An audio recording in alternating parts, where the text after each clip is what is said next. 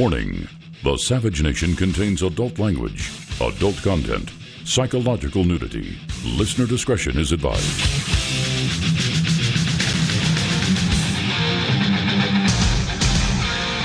And now, America's most exciting radio talk show, The Savage Nation, home of borders, language, culture. And here he is, winner of the National Radio Hall of Fame Award, Michael Savage.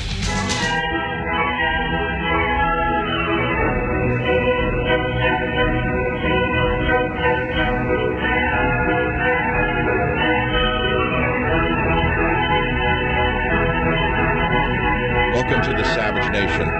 Just listen to the Thieving Magpie for a minute. Many of you have probably heard this in the great film by Kubrick. I wonder why I'm playing the Thieving Magpie by Rossini. What does it have to do with today?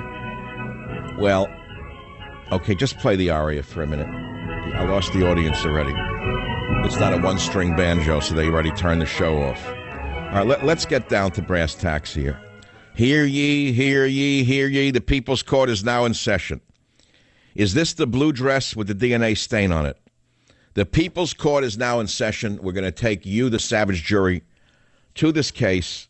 And is this the blue dress with the DNA stain on it? Well, one thing you're going to answer today is, do you feel the Trump Jr. email chain is a major scandal? Does it prove the Dems right? That's the only question that we are going to discuss today. And, of course, the Dems are saying it's proof of collusion, and the apologists are saying it's proof of nothing. Now, what is my position? Well, my position is nuanced, and one thing my audience can always count on is that I will go where the truth is. But you know what? I'd like to know where the truth is. This whole Donald Trump Jr. controversy is a hand grenade dropped into the middle of the Trump presidency. But where is the truth? What is the crime? Well, part of the truth here is that this weirdo, Rob Goldstone, is an operative who I think set up Trump Jr. I don't think you've heard that yet. He's acting like he's just a music publicist, but by what I've seen in that email exchange, and I'll read it for you, it looks to me like he was set up by some big power operative on the Democrat side and laid a trap for Trump Jr., who took the bait and then had the trap snap on his neck. Now, I don't care if he committed a crime or not, because I don't think he did. He was trying to dig up information on an opposition political figure. Is that illegal? Is that a crime? Where is the crime? Colluding with a foreign government? Is that a crime?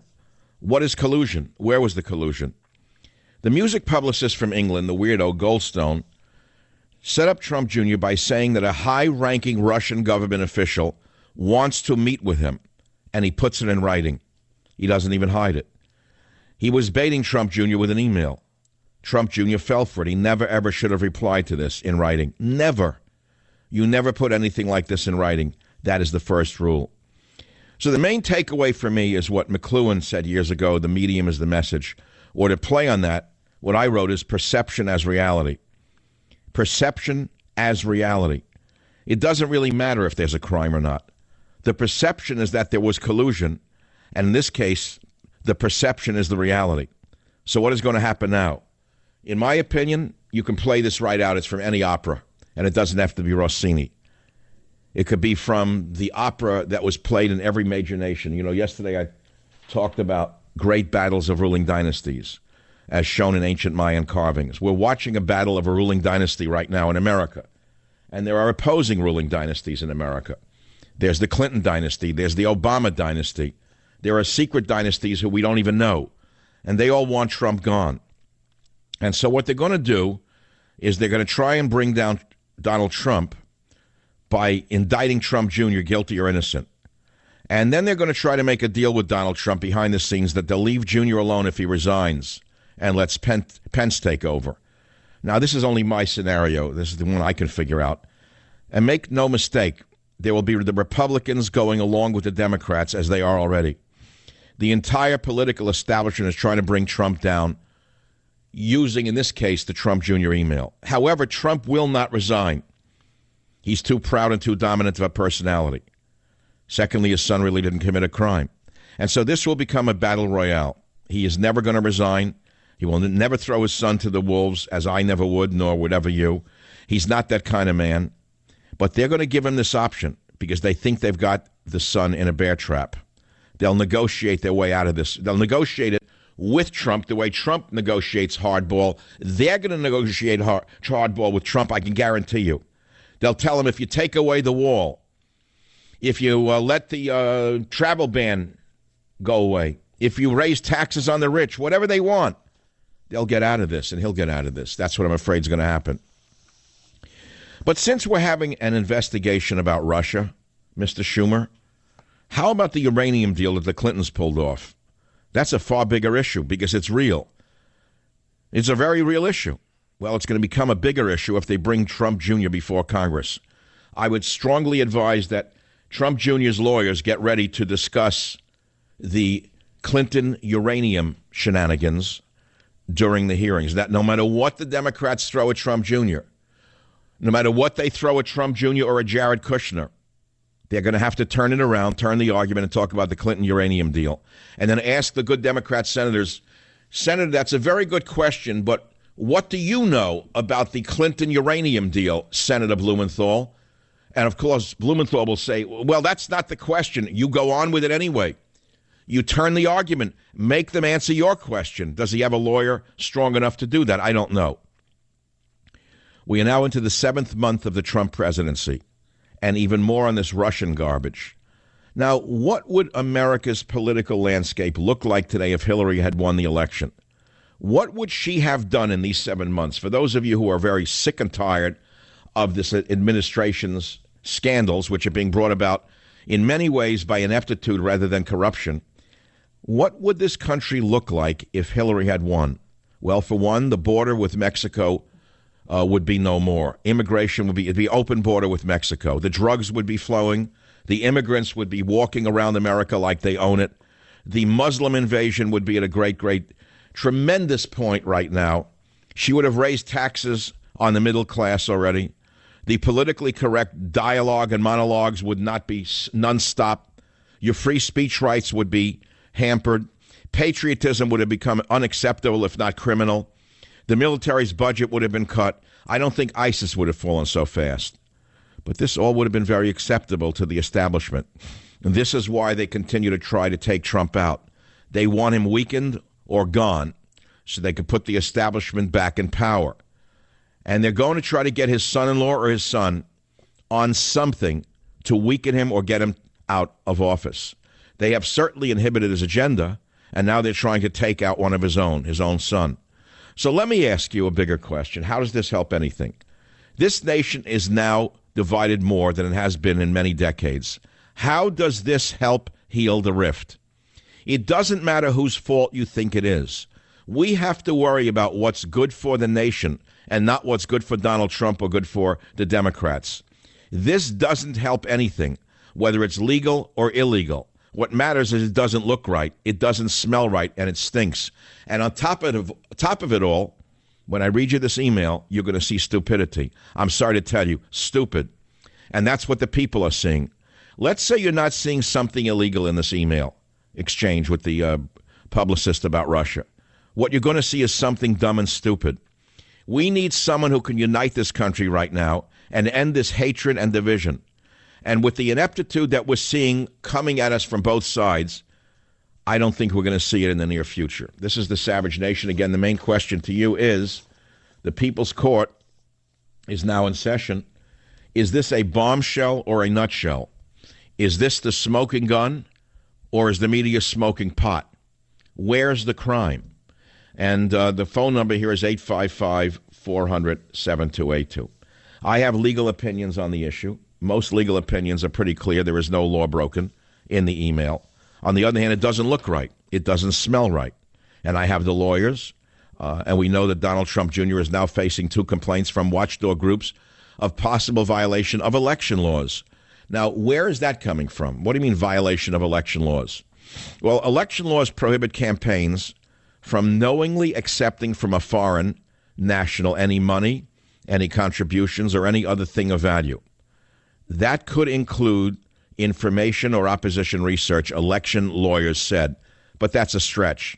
And moreover, didn't the Clintons often accept foreign national money through the slush fund called the Clinton Foundation? Didn't they receive vast contributions from foreign powers by giving speeches abroad for huge amounts of money? Didn't they receive many things of value? Why was that not an issue? Well, so it's politics as usual in America, the blood sport that we've all gotten used to, and we're all sick of it. Again, I open this up to you on the Savage Nation, who I am calling the People's Court. Is it a bombshell or a nutshell? Is it the smoking gun that the left has been looking for, or is the media smoking pot a little too frequently? Well, let's begin with the most absurd statement of it all, which would be the idiot who almost became vice president. Remember, had she won, this character would have been vice president, and he is not to be believed. Here is Tim Kaine saying that meeting a Russian lawyer is treasonous. Listen to clip one. This is Tim Kaine. We're now beyond obstruction of justice in terms of what's being investigated. This is moving into perjury, false statements, and even into potentially treason. Now you understand how lucky we are that Clinton didn't win. I mean, if you listen to these statements, if you think things are bad now, and they're really pretty bad now, we see ineptitude, by the way, all the way up the chain. But, you know, ineptitude is one thing if the man is a patriot, which is what Trump is. On the other hand, we had treasonous behavior and very, very, very able people to pull off their treasonous acts on a regular basis. This is not treason. This is absurd to call it that. And remember, Tim Kaine was a heartbeat away from being president. 855-407-2882 is the phone number. Let's take our first caller of the day on the Savage Nation. Coming out of New York City, WABC, Todd, line 2. Go ahead, please. How you doing, Mr. Savage? I've been listening to you for a long time.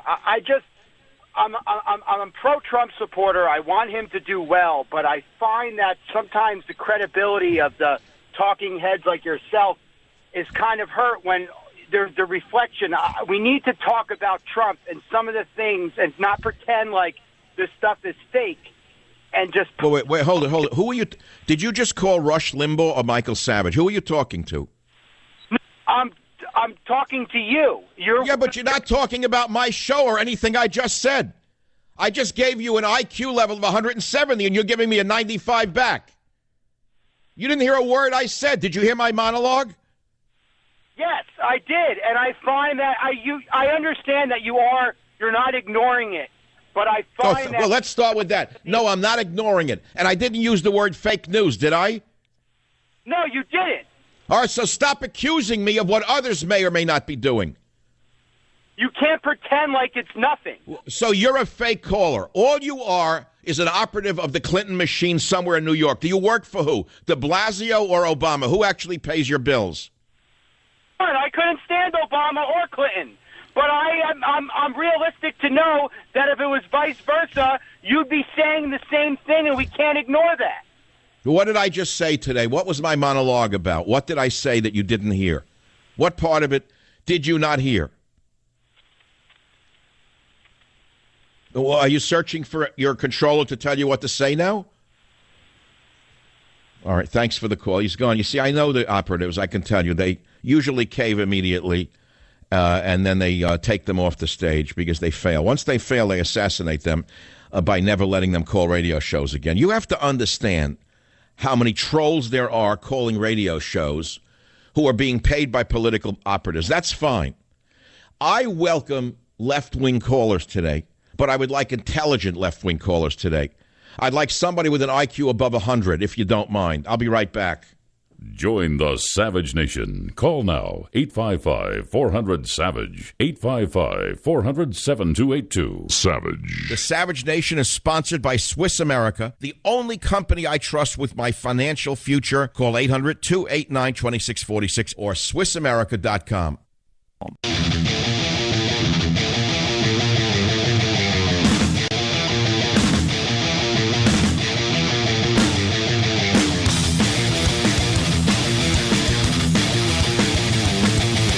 All right, so it's a talk radio show, and you can call and talk. And my Twitter feed says Trump Jr. email RE Russia info on Hillary, bombshell or nutshell.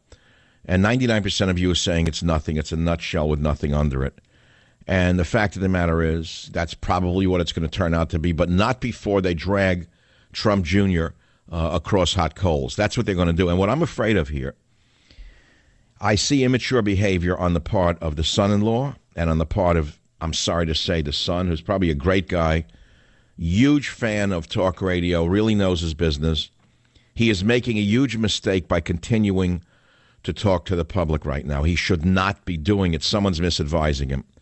I understand tonight he's going to be on a television show. That's the biggest mistake of his life. He should not be going on a television show right now, speaking with a talk show host who might by accident, since he's not the brightest bulb in the light bulb department, he might accidentally lead him into saying something he should not say. Who is advising Trump Jr.? The wrong people, because they don't have me advising him. Because if I were advising, I'd tell him, number one, never put anything in writing. Number two, stop going on television. Stop pulling a Kellyanne Conway. You don't have to be out there every second showing off. And you know, this is the problem of this administration. The problem is too many people have too many egos that are banging around in too few places. Everybody wants to be a star. Everyone every minute is either on a television show or twittering every second. This is not the people's business. This is like a variety show. It's become like a reality show. I didn't kill myself for a year to get Donald Trump elected so that we could have a reality show. I didn't elect the Kardashians. I'm sick of it. And it's time for them to get some adult advice in there. I'm on record saying, and I'll say it again, stop the grandstanding. Stop appearing everywhere as though it's just a big joke. Is anyone listening to me? Well, certainly not inside the administration. I'm not in the inner circle. I know that. But that's irrelevant. I worked very hard to get Donald Trump over the finish line for one reason. And what is that reason? Did I look for a job? I didn't ask for a job, nor would I accept one. What did I want? When I said Trump's war has battled for America, what was it that I was working for? Well, look at the inside cover of Trump's war. I'll read you one sentence. The wall, tax reductions, tariffs on China, more deportations, Obamacare gone, guns protected, military strength increased, schools protected, abortion eliminated, and I want religion protected. And I ask, what will the new president do? I can guarantee you that had she won, take the reverse of everything we want, and that's what you'd have in place. But the big question is this the blue dress with the DNA stain on it? Join the Savage Nation. Call now, 855-400-SAVAGE, 855-400-7282. Savage.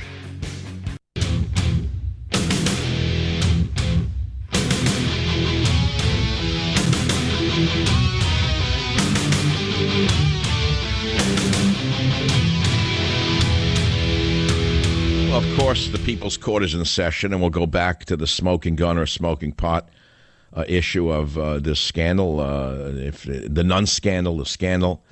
But, you know, I have to tell you about one of the great products that I do advertise, and it's about if you're tossing all night long covered in sweat, like who isn't, and you don't want to run the AC or the fan, well, get rid of your heat-trapping mattress and sleep as cool as the other side of the pillow as I do every night on my Casper mattress. You see, it's made of 2 high-tech foams which guarantee that you sleep cool, comfortable, and fully supported every night. It comes to you for free. It ships for free in a box that's so small you're not going to believe it actually holds a mattress.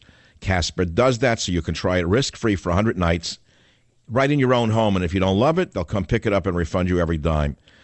From its breakthrough design and superior quality to its packaging and 100-night in-home trial, it's no wonder Casper was named one of the Fast Company's 50 most innovative brands of 2017. I want you to try your Casper for 100 nights with free shipping and returns. All you have to do is go to Casper.com, use code SAVAGE for $50 towards the purchase of your mattress. That's Casper.com, code SAVAGE. You're going to get $50 towards the purchase of your mattress. Casper.com, terms and conditions apply. Now, before we return to the issue of the Trump Jr. email that was just released this morning by Trump Jr. himself, which I read every word of, and it doesn't really look very good. It doesn't smell very good. I don't think it broke any laws, to be honest with you. I mean, watchdog groups owned by the left says there's evidence to open up an investigation. But the fact of the matter is the complaints are unlikely to succeed. Kate Belinsky, an election lawyer, with Nasserman LLP says she thinks the complaints are unlikely to succeed. Why? Because FEC rules allow foreign nationals to volunteer their services to campaign, she said. And the Russian lawyer, Veselnitskaya, offered the information to Trump's campaign. And according to his son's statement, the campaign didn't find it credible. And she asked, can you solicit something that doesn't exist? In other words, she gave him nothing. Now, that's something to be focused on. But Mitch McConnell just announced, you know him, he's the gobbler, the man who looks like a human turkey. Senate Majority Leader Mitch the Gobbler McConnell said that he's going to keep the Senate open for the first 2 weeks of August to work through repealing Obamacare, now hold on to your seats, and raising the debt limit. You heard me.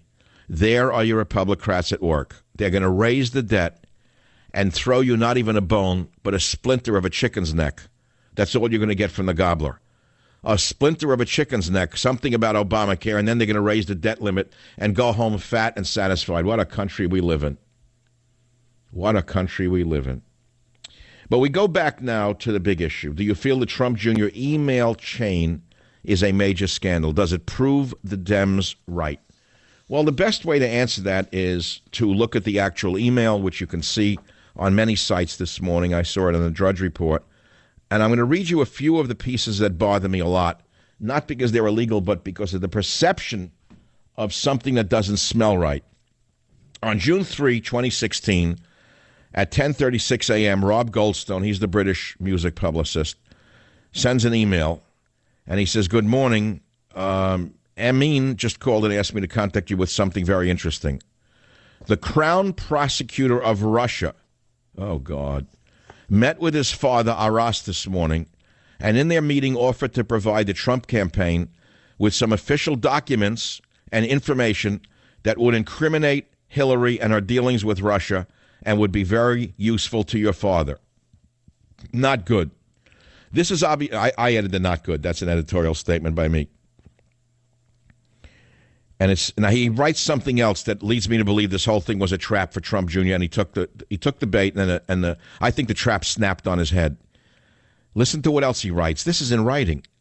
This is so clearly a setup. He says, this is obviously very high level and sensitive information, but is part of Russia and its government support for Mr. Trump. Then he adds, what do you think is the best way to handle this information? And would you be able to speak to Emin about it directly? I can also send this info to your father via X, but it is ultra sensitive, so wanted to send it to you first. Best, Rob Goldstone. On June 3, 2016 at 10:53 a.m., Donald Trump Jr. answers, quote, thanks, Rob. I appreciate that. I am on the road at the moment, but perhaps I just speak to Emin first. Seems we have some time, and if it's what you say, I love it, especially later in the summer. Could we do a call first thing next week when I am back? And they go back and forth. Again, from Rob Goldstone. Listen to me and tell me this is not a setup. Subject heading from Rob Goldstone, setup artist. Subject, R.E. Russia, Clinton, private and confidential. Now, who puts that in writing unless that's cheese in a trap? Hi, Don. Let me know when you're free to talk with Emin by phone about this Hillary info. You had mentioned early this week, so wanted to try to schedule a time and day best to you and family, Rob Goldstone. But notice the subject heading, Russia, Clinton, private and confidential. This is terrible stuff. June 6, 2016 at, 12:40,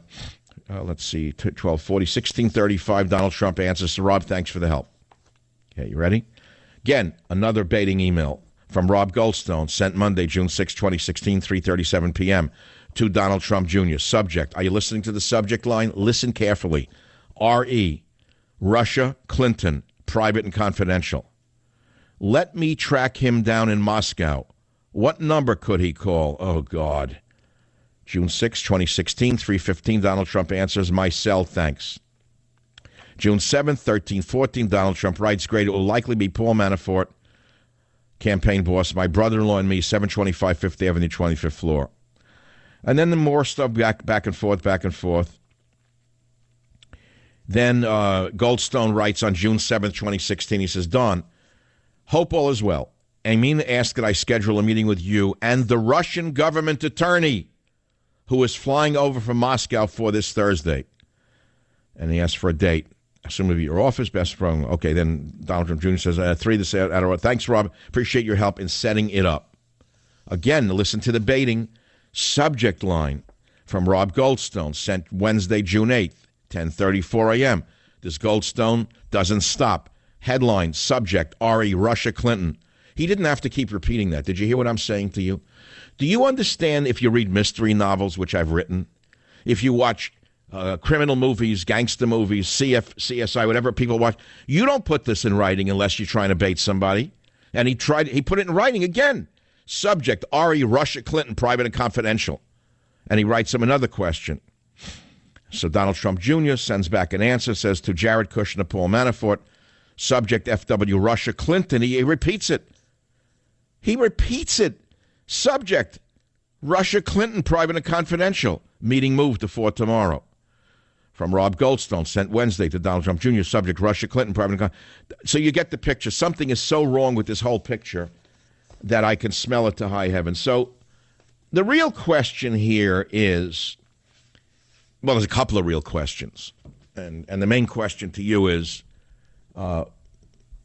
this a bombshell or a nutshell? In one sense, it's a bombshell because it does show that Trump Jr. was communicating with an individual who had information from Russia at a high source about his opposition, his father's opponent, Hillary Clinton. Now, the interesting thing here that no one's talking about, what is the information about Clinton that was given to Trump Jr.? Excuse me? Maybe it was some criminal information that they had in Russia on her. Wouldn't you want to know that? Don't you think that if there was criminal information about Hillary Clinton that the Russian government had, that you as the American people deserved to know what it was?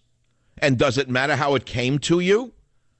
As a listener writes to the Savage Nation, it's similar to the philosophical Snowden question. If the U.S. government is acting outside of the law, is it still treasonous for a U.S. citizen to expose it? If a presidential candidate is hiding information that the voters need to know in order to make an informed voting decision, is it criminal or even unprofessional for the opponent to expose it just because of the source? So in other words, what is it that the Russians had on Hillary? That doesn't seem to ever come up in any of this, does it? Rob, Jim, did you see it anywhere? What is the information? I don't know. So my listener, who's very bright, says at this point, not knowing what information was given regarding Clinton, the Trump Jr. Russian attorney issue feels to me like reaching.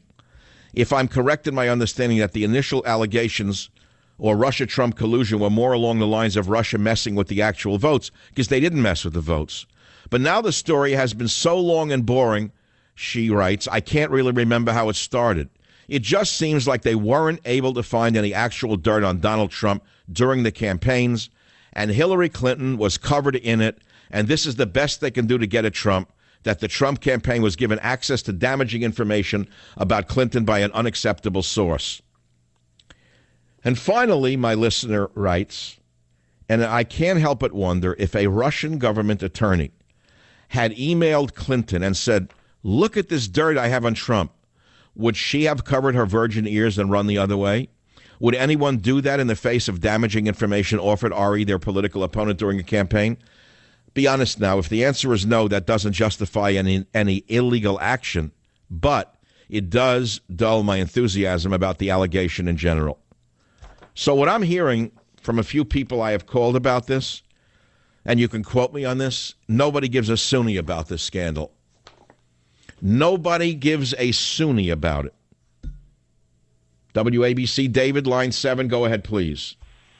Well, I got to tell you, Savage, this is going to be the straw that broke the camel's back. I heard you talking about this guy, and let me tell you something.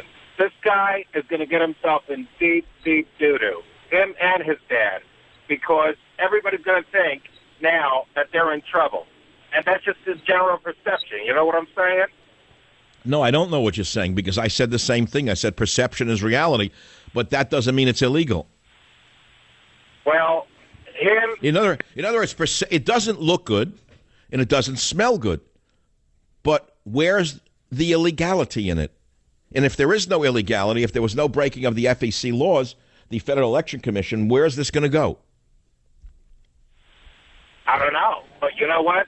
The general. Wait, you did know. You started the call by saying this is going to bring Trump down. Now you're saying you don't know. So that's the answer. Because to me, it doesn't look good. It seems kind of truthfully stupid. He was baited by this Goldstone, in my estimation. I think Goldstone is an operative of the Democrat machine somewhere along the way. If someone could dig that up, they'd have an answer to the whole problem. Goldstone was baiting him, and in my opinion now, I don't know, and he took the bait. I think that's the real problem here. Well, I think that just the general perception now that he's in trouble and he's getting his father in trouble. Let me tell you something. I heard this on the. I had a call because this guy is really going to get his father into some deep stuff. Well, what you keep saying that? Tell me how he's going to get his. Tell me how he's going to get his father in trouble. I just think he should get off the radar and disappear, and just let his father do the job that we. Now that's another story. Guess what? I agree with you. I agree with you. I think the son-in-law should not be in the inner circle. I don't think the family should be in the inner circle. It's a little too nepotistic to me. It's too much. We elected him. We didn't elect the family. No disrespect meant to the family. God bless them all. But we did not elect them. I think that is the problem here, don't you?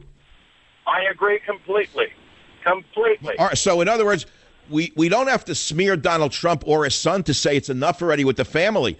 This is like a child playing with Tonka toys underneath the father's desk. Something is very wrong, not so much from the legal point of view, but from the operational point of view. I think that's what you're saying. Perception-wise, it's not very good. Look, Donald Trump wants to make an omelet, and they're breaking the eggs for him when he's supposed to be breaking them. All right? That's what's happening right here. Well, as the communists say, or said, Karl Marx said, if you want to make an omelet, you got to break a few eggs. I'll be right back. Join the Savage Nation. Call now, 855-400-SAVAGE, 855-400-7282. Savage. The Savage Nation is sponsored by Swiss America, the only company I trust with my financial future. Call 800-289-2646 or SwissAmerica.com.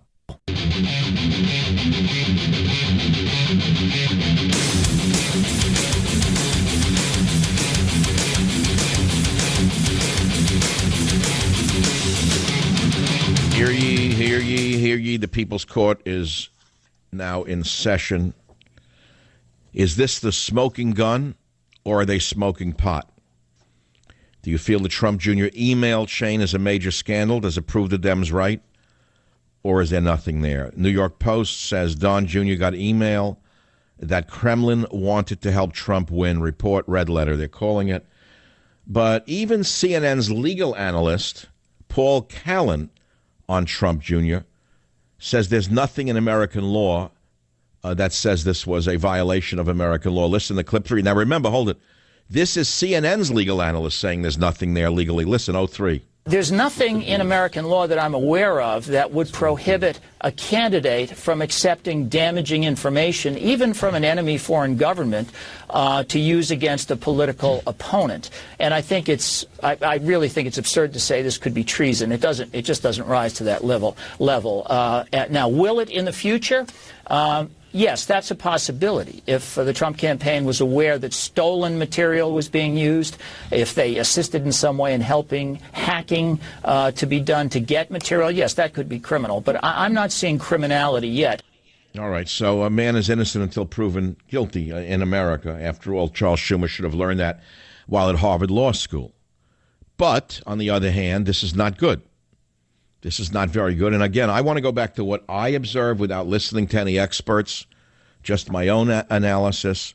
I read these emails that Mr. Trump Jr. released this morning to get ahead of the attack, which, by the way, I'm not so sure he should have released them himself, incidentally. I'm not sure that was a smart strategy.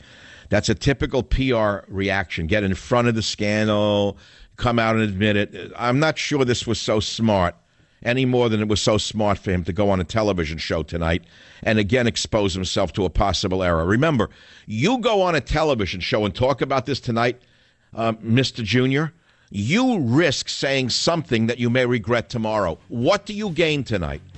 You're going to win over the audience that already approves of you and your father.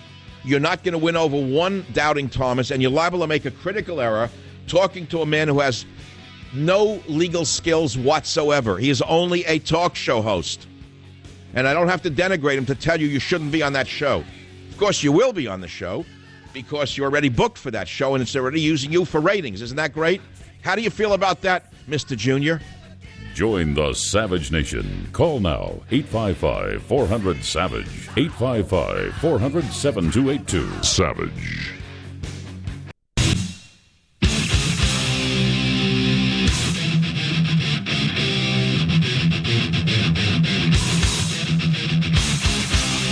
Warning. The Savage Nation contains adult language, adult content, psychological nudity. Listener discretion is advised.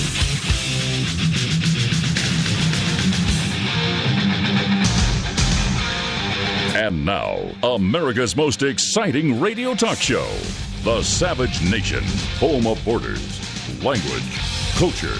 And here he is, winner of the National Radio Hall of Fame Award, Michael Savage. Pleased to meet you. Hope you get my name. Oh, yeah. But what's puzzling you is the nature of my name. Ah, yeah. Get down in it. Let's put it to you this way. I never wanted to be a politician for obvious reasons. I don't care how good you are, they're going to turn you into something other than what you are. And even if you start out not good, you're going to wind up worse. It's filled with a band of thieves on both sides. The American people are not getting what they asked for. And, you know, you don't have to look any further than an article that came out showing a party in the Hamptons over the weekend. In attendance were a number of people from both sides, both parties. There was Kellyanne Conway, a member of the Trump team of some kind. Where is this picture? And then there was Steven Spielberg. As you well know, he's a well-known liberal, which he's entitled to be. And of all people, rubbing shoulders with Kellyanne Conway, who was there, George Soros, all partying together at a party in the Hamptons. Now, what does that tell you? What does that tell you about our political system? It tells you that the New York Post had it right. When they published an article this morning, which I think is gone by now, somebody must have gotten to them. I think they dropped the article already. And it says what's wrong with our system and why the deplorables hate both parties. That's the truth of reality. That's the reality of it here. Here, got it. Maureen Callahan. One Hamptons party explains what's wrong with American politics. And there's a picture of the smiling Kushner boy. We'll talk about 666 Fifth Avenue at some point. The Kellyanne Conway, the little girl at the wedding who will never sit down and go away. And Steven Spielberg. And it says, for anyone still wondering why middle America is so angry, just take a look at the guest list for the annual bash thrown by Washington Post heiress Lally Weymouth, currently the paper's senior associate editor in the Hamptons last week. Full of politicians and power brokers, Ivanka Trump, Jared Kushner, party with billionaire Democratic donor George Soros, rubbed shoulders with billionaire GOP donor David Koch. Chuck Schumer and Kellyanne Conway were there, so were Democrat Rep. Carolyn Maloney, Ronald Lauder, Carl Icahn, Joel Klein. I don't know these people. Richard Cohen, Margaret Carlson, Secretary of Commerce Wilbur Ross, Secretary of Transportation Ellen Chao, Ray Kelly, Bill Bratton, and Steven Spielberg.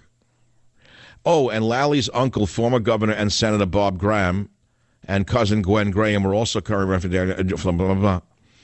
So they write this. Weymouth's party is the latest reminder that for all the bruising rhetoric, the constant polls showing a deeply divided America and the most polarizing president in history, our battle isn't red versus blue, right versus left. It's about the 1% versus the rest of us.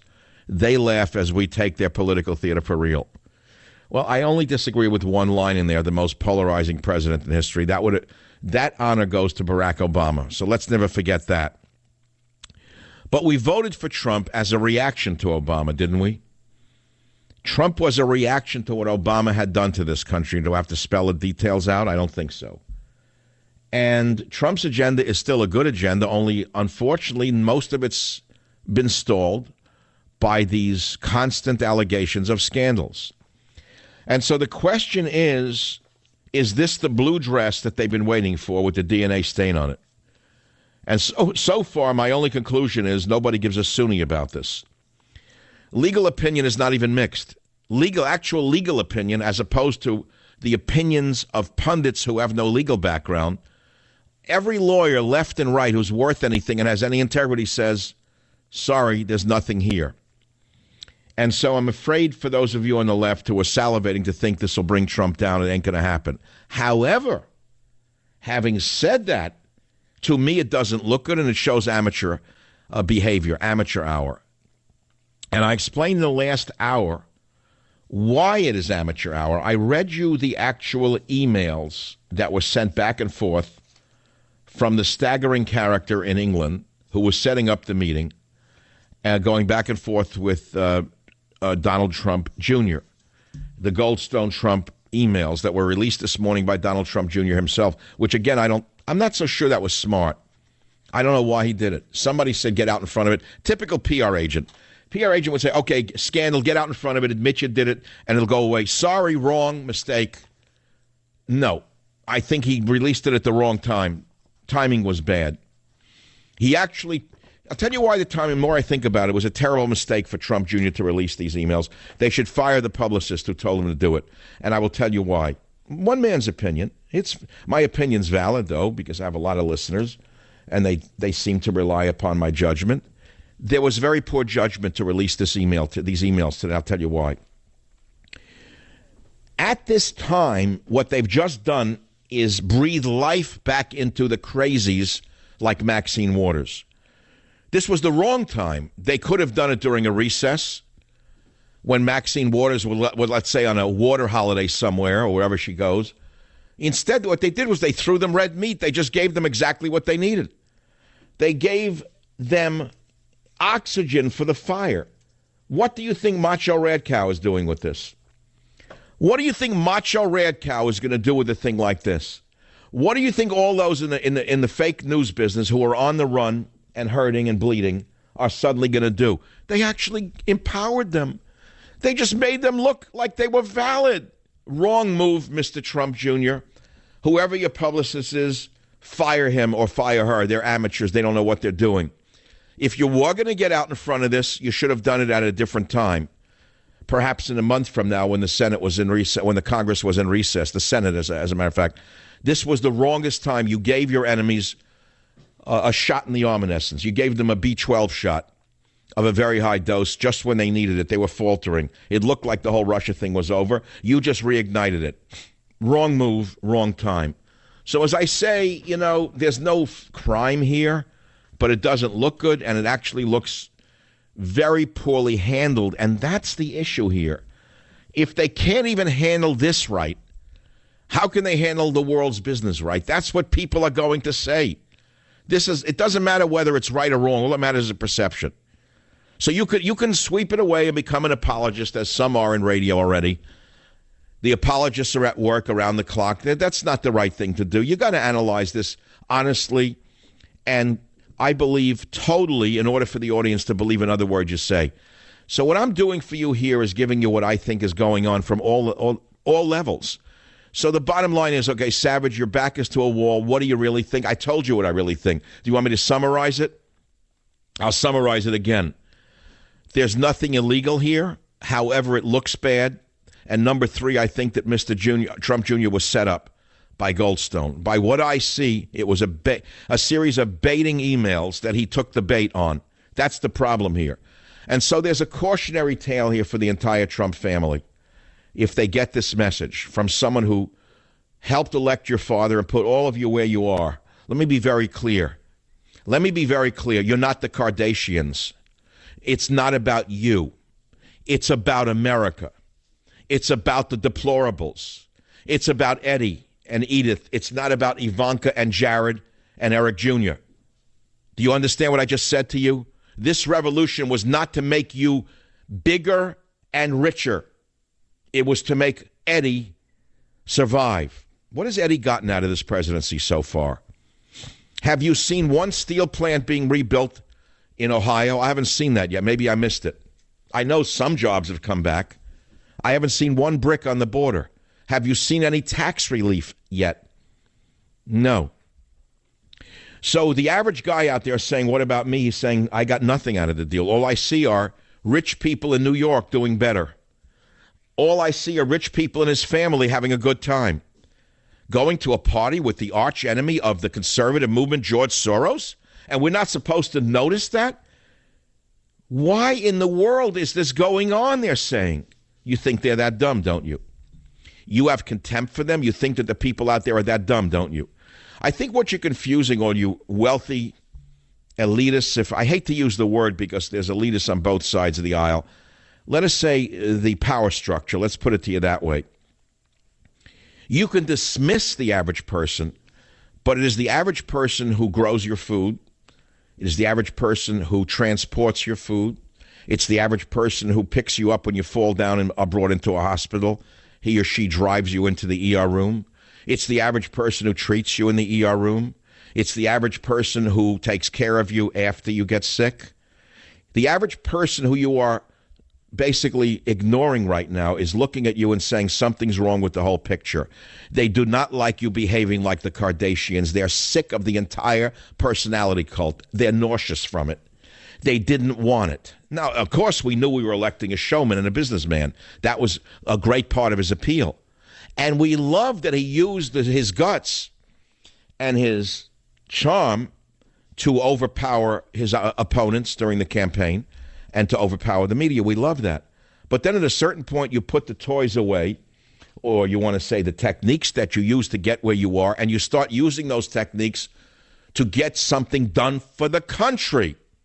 That's what the people are waiting for. Now, you could argue he's trying his best, which he is, and you could argue that the obstructionists in the Democrat Party are the reason that he's not getting his agenda across, and you'd be 100% right. But that still doesn't answer the question of what has the average person gotten out of this deal? What has that guy out of work in Ohio gotten from this Trump presidency so far? He was promised the world. Do you know that last night, they caved, I think it was just last night, you know what else they caved in on? They caved in on the Muslim ban. You don't know that. They caved in at 8 o'clock last night on the ban of travelers.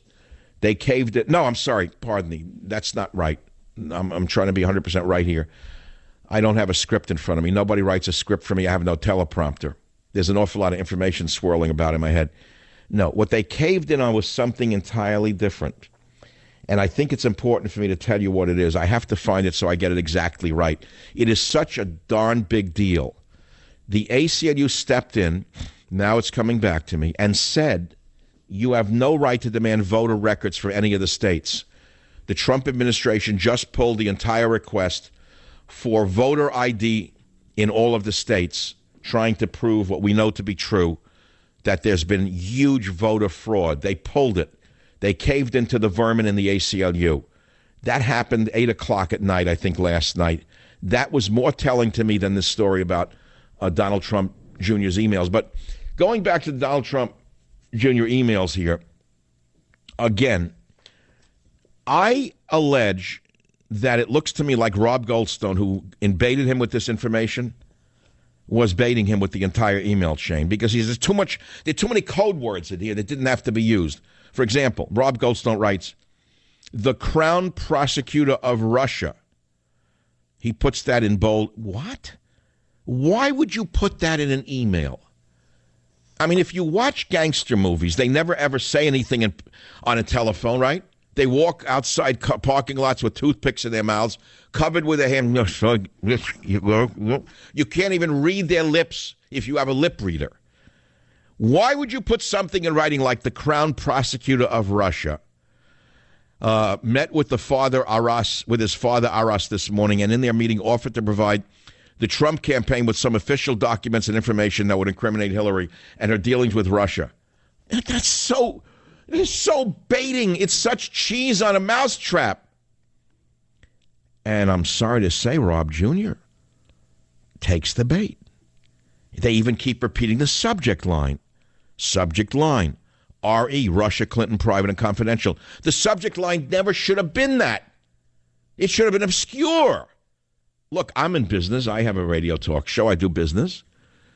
I never am explicit in my subject lines because they'll come back to bite you. Don't you learn that in Business 101?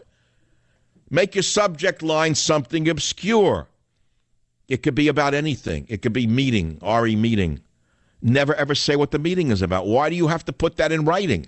So I think, by what I see, this guy Goldstone is an operative of the Democrat machine.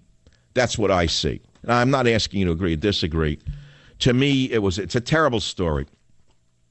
Yes, the New York Post has a blaring headline. Don Jr. got email that Kremlin wanted to help Trump win. Report, red letter. Okay, they're having a field day with it. And, of course, the Trump haters at the Daily News are even having a bigger field day with it. Where is this? Cops turn their backs on de Blasio at funeral. Good for them. They dropped already the Trump Jr. story.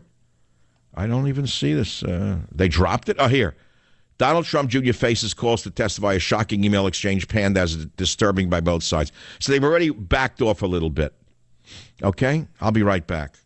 Join the Savage Nation. Call now, 855-400-SAVAGE, 855-400-7282. Savage. The Savage Nation is sponsored by Swiss America, the only company I trust with my financial future. Call 800-289-2646 or SwissAmerica.com.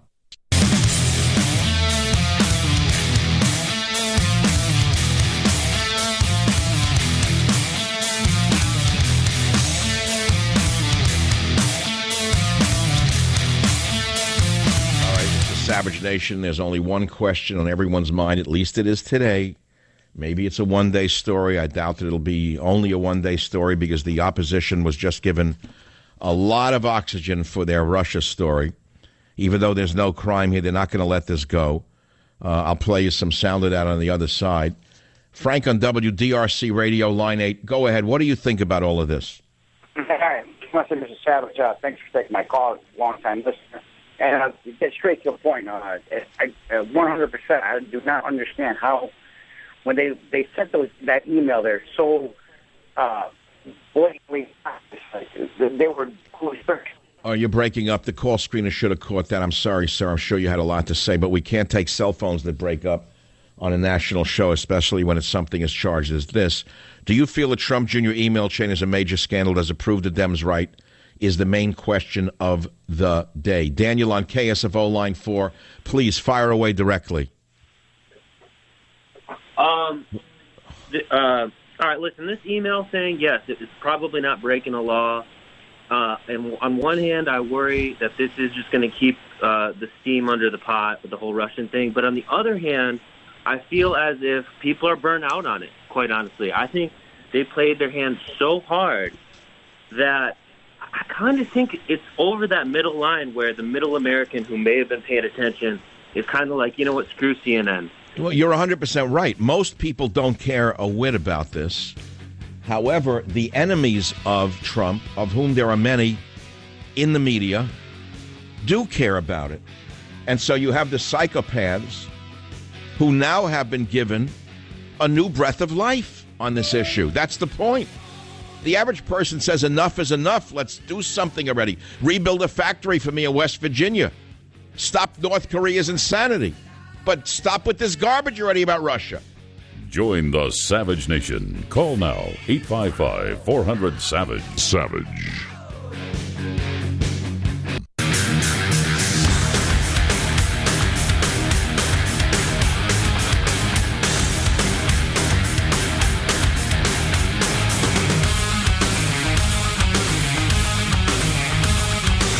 All right, so the Russia conspiracy stories are alive again. But the real question is, what was the information that they had about Hillary Clinton that they were going to give to Trump? That's what I want to know. Did she do anything criminal? Well, we know about the uranium deal. How come we're not hearing about that? Oh, yes, it was bad timing. Oh, yes, he shouldn't have put it in writing. Oh, yes, he shouldn't have met this unknown clown from England, this music guy. But it's all done. And most importantly here is, what is the perception amongst the American voter? President Trump today released another tweet, as is his, he likes to do that. He said, on Don Jr.'s Russia email release, he says, I applaud his transparency. Very nice. But does that really help anything here? The Russia conspiracy story was just given a new breath of life. Even though it was already over and the fake news people were ready to go home for the summer, all of a sudden they had charcoal lighter fluid thrown on the embers. There you go. All right, let's take your opinion on this. Max on WABC, what's your topic? Go ahead, please. Hi, Dr. Savage. Pleasure speaking with you. I typically agree with you on most of your comments. However, I'm not sure how much worse can it get if all these people get together at a party in the Hamptons? So you don't find it uncomfortable that George Soros, the archenemy of everything we believe in, is seen rubbing shoulders with Jared Kushner and Kellyanne Conway? That doesn't disturb you at all? I mean, the reason for my call is I would like to hear your insight, as I do like what you say. I just don't see anything wrong with it.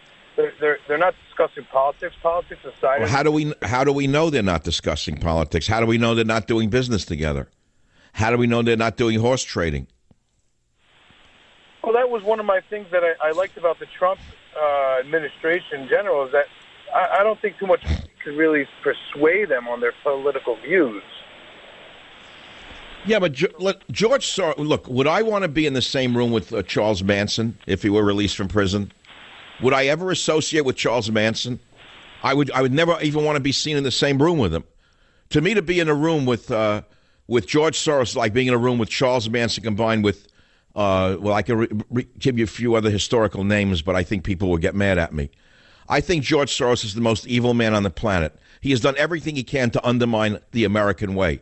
What more do you need to know than this man gave Black Lives Matter $85 million at the very least? The man funds hundreds of anti-American groups that agitate in the street. What is Jared Kushner doing in a room with him, along with Kellyanne Conway, who was seen dancing the night away alone on the dance floor, according to an insider? She danced alone on the dance floor in the party. Can you believe this? Showing off?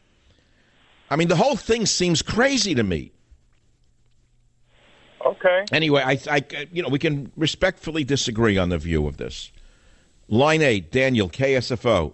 Go ahead. You have your minute on the Savage Nation. What's on your mind? I wanted to finish a point from earlier to say that in terms of Don Jr., in terms of Ivanka, in terms of his family, we don't want to get caught in the rhythm of chinking away at Donald Trump's armor, which is his family. We elected a family man. He's not a politician. He doesn't have friends in that den of snakes in Washington. All he has is his family. I'm glad he has family in the White House every day. Every day around. Now, wait a minute. Let's start with your statement. While he was running for office, did he tell us that Don Jr. would play a prominent role in the administration? Does he play a prominent role in the administration? No, he doesn't. So what was he doing? What was he doing trying to get information on Hillary before the campaign, before he was elected? Trying to help his dad. Okay, fair enough. Fair enough. If you knew that Jared Kushner would be playing as prominent a role as he is, would you have voted for Donald Trump? That's a heavy one. I would vote for Donald Trump. Okay, your answer alone told me the answer. It is a very heavy one. If you had seen Jared Kushner being as prominent as he is now, would you have felt as good about voting for Donald Trump? I'm not saying that I do trust Jared Kushner, but do you not trust Jared Kushner? I don't know Jared Kushner. There's going to be a lot of people. But I didn't vote for Jared Kushner. He is a known New York liberal, socially liberal. He comes from a family that is very, very questionable. Need I say any more than 666 Fifth Avenue and the $500 million building, the $500 million outstanding loan on that building, where he's chasing money around the world to try to pay off, to get that mortgage paid off. That's a huge story, and it's a monster story that's liable to blow up in anyone's face in the next 90 days. He's trying to get another $500 million from the Middle East. They refused him. He's trying to get another $500 million from the Chinese, who backed away because it doesn't look good. I mean, what was he selling to get that $500 million loan? He was selling access to the president. It's really crazy. I don't like it, but he's also not a Trump. And I'm specifically talking about Trump. I think there's plenty of room to criticize. You know, I got to say this. If I'm going to sit here for the next 3 years being an apologist for Donald Trump, I'm going to leave radio before I would do that. Do you expect me to sit here and just be an apologist for this administration? I do think he's our last hope, frankly. And so... wait, even if he is our last hope, does that mean I have to lick the boots of everyone around him? and say that they're clean as the driven snow and they're like God Almighty?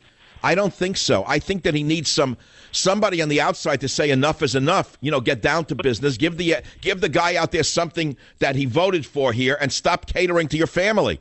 I mean, it's enough with Jared Kushner everywhere I turn. This is all I'm saying. I mean, excuse me. Did I know Jared Kushner would be made special envoy to the Middle East? Is that what I voted for here? He's like the Jesse Jackson of the Trump campaign. I don't like him or Kellyanne Conway. There's always going to be people I don't like in probably every single administration. What don't you like about I don't want to mention her name. What don't you like about her? Frankly, I didn't really see it so much until I've always listened to you and you talk about her, and you've swung me to believe your perception is true. All right. She embarrasses me. She embarrasses me because she doesn't stop grandstanding. She did this for 3 straight months until they moved her into the back room. They told her to shut up and get out of the picture. And all of a sudden, I wake up and here she's back again. Partying, dancing, $5,000 dresses. Look at me move my body. I'm so cool. I'm so great. I have a stylist. I have a hairdresser. Is this what I elected here?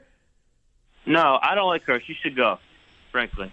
The blue queen should go. Well, but that's not the point. The real point now is this: the Junior thing today with the email with the Russia thing.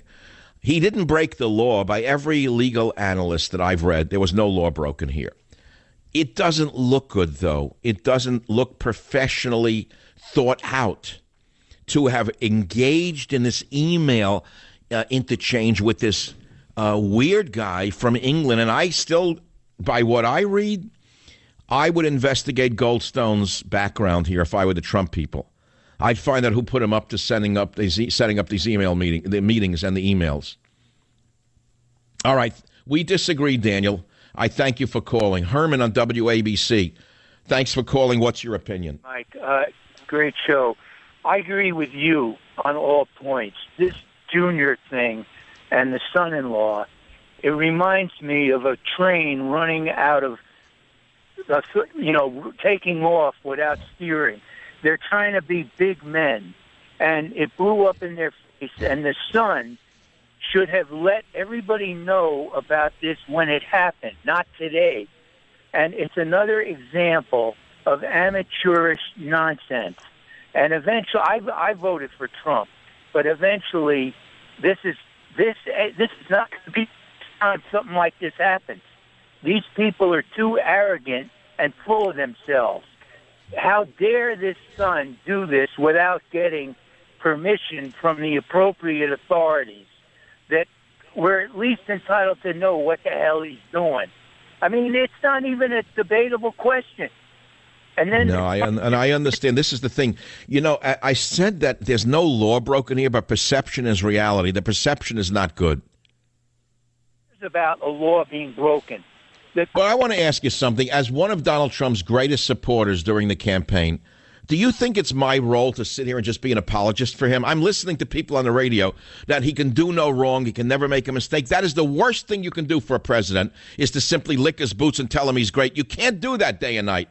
You have to say when things go wrong, I'm sorry, you're losing your support here. What is wrong with me being an advocate for the truth here? Nothing. And why are people attacking me, saying you have no right even criticizing Donald Trump or any of his family members? I mean, I'm getting this all over the place on Twitter, and you turn it around. They don't want to hear anything negative. That's all they want to hear is positive, positive, positive. And it's not appropriate here. I'm sorry, this was a big error on the part of his son. It's a shocking email exchange. It is very disturbing, and it should not have occurred to begin with. And I want to know who this Goldstone is and how they could have fallen for his trap. He looks like he set up Mr. Trump's son. I thank you for the call. I'm sorry. That's how I see it. Now, before we go to the next caller here, I got to tell you something that's very important, and it's about your car. It's going to break down one of these days. It's a fact every car, truck, and SUV owners know. They all know this. And you buy a new car, but eventually it'll break down. And if you're lucky, it happens while still under the manufacturer's warranty, and the repairs will be covered. But what happens if your car or truck breaks down after the warranty expires? I mean, be real. You could be out of pocket thousands of dollars to get it fixed. And that's why I do recommend getting extended coverage like I did from CarShield.com. A new engine, a new transmission could cost you over $5,000. Even a simple repair to a sensor today can cost over $1,000. So forget that hassle. CarShield makes the whole process very easy. What you do is you select your favorite mechanic, or you can even go to the dealership to do the work, and there's no waiting for the check in the mail or waiting for a reimbursement. CarShield gets the mechanic paid directly. That's the good part here. CarShield's administrators even give you the VIP treatment, providing 24/7 roadside assistance and a rental car while yours is in the shop, so you're not left stranded in the cold. So listen to me. If your car is 3 to 12 years old, it doesn't mean you have to pay high repair bills. CarShield administrators have paid out close to $2 billion in claims. They're real, they're reputable, and they're ready to help you. So save yourself thousands in potential car repairs. Get covered by the ultimate and extended vehicle service protection before it's too late. All you got to do is call 800-CAR-6100. That's 800-CAR-6100 and mention code SAVAGE, or visit carshield.com. Use code SAVAGE to save 10%. Write it down. That's carshield.com, code SAVAGE. A deductible may apply. 855-400-7282, 855-400-SAVAGE. Dale on WBOB in Jacksonville, Florida. Thank you for calling. Welcome to the Savage Nation. Doctor, it's over. I voted for Trump. I mean, he's not going to make a difference. I just don't see anything changing. No one in the past is going to be prosecuted. No one in the present will be prosecuted if there is an issue. I just see people who have their noses in business as unelected officials. They don't have a right to be nosing and horning in on business not theirs. The family members, the members of the Trump family. Wait, hold it. What you're saying is there too much now, forget the emails with the Russians. You're saying you don't like all the family members trying to make a buck off the presidency. Is that more or less what you're saying? Absolutely. Now, who are you referring to here mainly? I just don't know who in the world Jared Kushner is. I don't know who Ivanka Trump is. Just things like this. I mean, why are they meeting people? Why are they going places? Why are hotels being opened up in Asia, in the Middle East, with people who allegedly were our enemies during the election? I mean, it's just the same song and dance. As you used to say, it's just the same party. The same party. Well, I'm afraid that your perception is not isolated. I'm afraid your perception is not isolated. And for someone to sit on radio and say it's all great, they have a right to make a living, it's a capitalist society, that's one thing. But it doesn't look right is what it comes down to. And it's not the people's business that seems to be getting done here. There always seems to be some whiff of a side deal going on. Isn't that what you're feeling? Absolutely, I see that. I see it. Let's just make a deal rather than solve the problem. In other words, it's just Band-Aiding a solution. It reminds me of medical professionals. If you go to them, they just Band-Aid the solution with the pill rather than solve the actual problem. Well, my friend, I don't think that the perception is wrong that you just said. But the big story today is it a bombshell or a nutshell? Most of us agree it's a nutshell. But perception-wise, it's a bombshell. I'll be right back. Join the Savage Nation. Call now, 855-400-SAVAGE, 855-400-7282. Savage. The Savage Nation is sponsored by Swiss America, the only company I trust with my financial future. Call 800-289-2646 or SwissAmerica.com.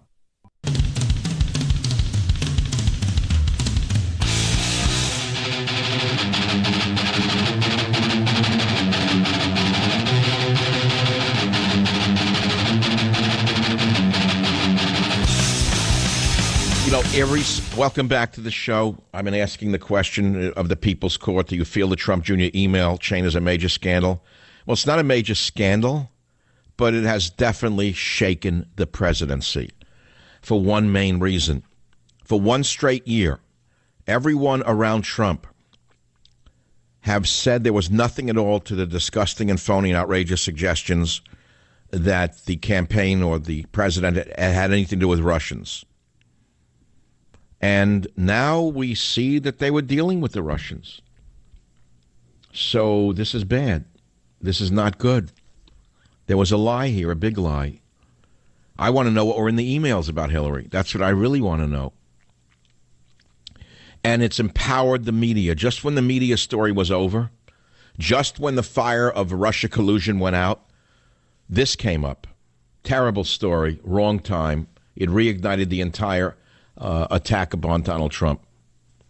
WGDJ Radio in New York. Ken, fire away 30 seconds or less. What's on your mind? Dr. Savage? Yes. Am I on? Yes. Thank you. Hey, what you just said 12 minutes ago, I've been listening to you since 1993, when you first came on, 94. And I'm a middle left guy.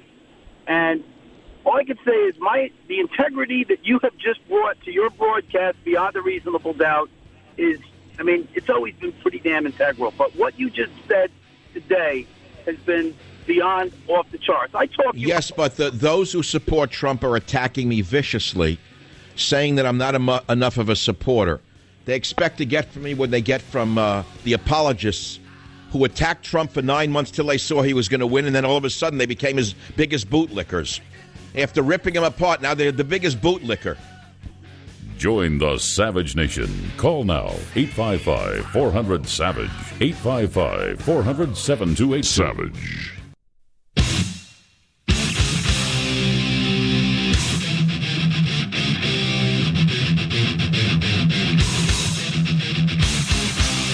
Warning. The Savage Nation contains adult language, adult content, psychological nudity. Listener discretion is advised.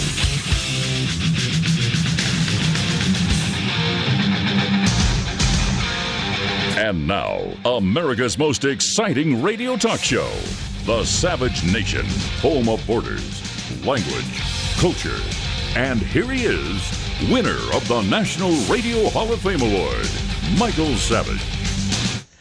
This is the Savage Nation, and the People's Court is in session, and of course there is only one topic. Mr. Trump Jr. released his emails on the Russia meeting today, and we all know that, well, from an illegal point of view, there is no crime. There was a discussion with this weird guy, a music producer, and as I said in reading the emails to you on the radio over the last 2 hours from this crazy music producer, whoever he is, Rob Goldstone, it looks to me like a setup by Democrat operatives, and that, unfortunately, Mr. Trump Jr. took the bait. And the reason I say this looks like a setup is because the subject heading kept screaming out, subject, RE, Russia, Clinton, private and confidential. Now, why in the world would anyone put that in as a subject head unless they were trying to entrap somebody? That's the word I'm looking for, to entrap somebody into an email chain that they can then use against them. You don't put that in a subject heading. You make it something else. The subject could be our meeting. The subject could be private meeting. You can talk in code. You can talk around the subject if it's very private. But they didn't do that. This guy Goldstone kept putting stuff in writing like this. June 3, 2016, Rob Goldstone writes to Mr. Trump Jr., the Crown Prosecutor of Russia offered to provide the Trump campaign with some official documents and information that would incriminate Hillary in her dealings with Russia and would be very useful to your father. Well, okay, why would you put that in writing? Well, first of all, the real question here is, what is in that information? What did the Crown Prosecutor of Russia have about Hillary's dealings with Russia? I'd like to know that. That's the sleeping giant underneath this whole alleged scandal here.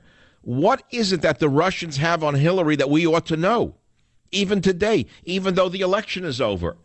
I think that's more important than the Russian ties between the Trumps and so forth, the Russian ties. What really is hanging here is what were they going to release? That's what I want to know.